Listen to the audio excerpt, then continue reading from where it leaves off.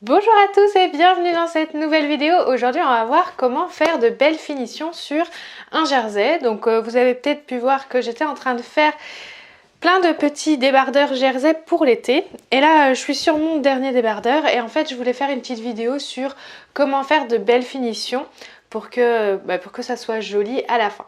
Mais avant de commencer, vous pouvez télécharger ma boîte à outils de la parfaite couturière en cliquant dans le lien dans la description juste en dessous de cette vidéo. En cliquant sur le lien, vous atterrirez sur une page, vous entrez votre adresse mail et je vous envoie la boîte à outils directement dans votre boîte mail. Donc voilà, donc je suis en train de faire quelques petits débardeurs. Donc vous voyez avec des bretelles. Donc celui-ci a les bretelles en fait croisées derrière, qui a un rendu vraiment très sympa.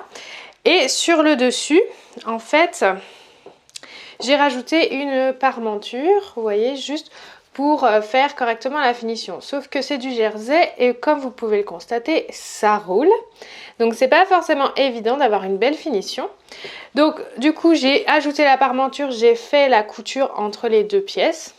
Et sur le devant, en fait, ce que je vais venir faire pour que cette parmenture tienne correctement sur le tissu, c'est que je vais venir faire en fait une couture à l'aiguille double dessus. C'est-à-dire que sur le devant, j'aurai une belle couture double, donc deux traits bien alignés l'un à côté de l'autre. Et donc je vais le faire avec du fil blanc. Vous voyez, j'ai déjà fait ça sur les bretelles où j'ai fait deux fils l'un à côté de l'autre en fait. Cette technique, elle permet vraiment de faire un rendu joli et assez simple. Donc je vais le faire et je vais vous montrer ce que ça donne. Et en fait, donc ça sera sur l'encolure ici où vous aurez une belle couture double. Et sur le bas, avec l'ourlet, ça va être la même chose.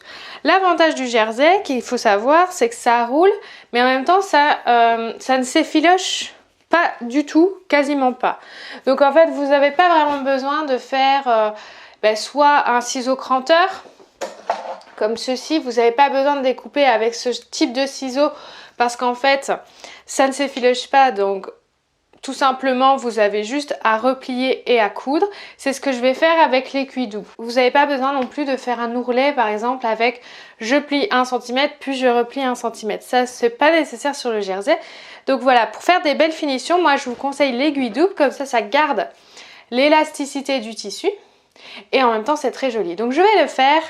Je vais coudre à l'aiguille double et je vous montre ce que ça donne. Voilà, donc vous voyez, j'ai fait une couture en fait vraiment à 2 points, donc à l'aiguille double, vraiment l'un à côté de l'autre. Donc ce que je vous conseille de vraiment faire attention, donc vous voyez, moi j'ai fait une encolure en V ici, c'est de faire attention au niveau du pli ici, de bien soulever son aiguille et de recommencer à coudre sur l'autre côté. Donc vous venez coudre ici, vous soulevez l'aiguille et après vous repartez dans l'autre sens. Pareil ici au niveau des bretelles, vous voyez il y a un petit point qui se fait droit puisque la bretelle en fait elle est droite.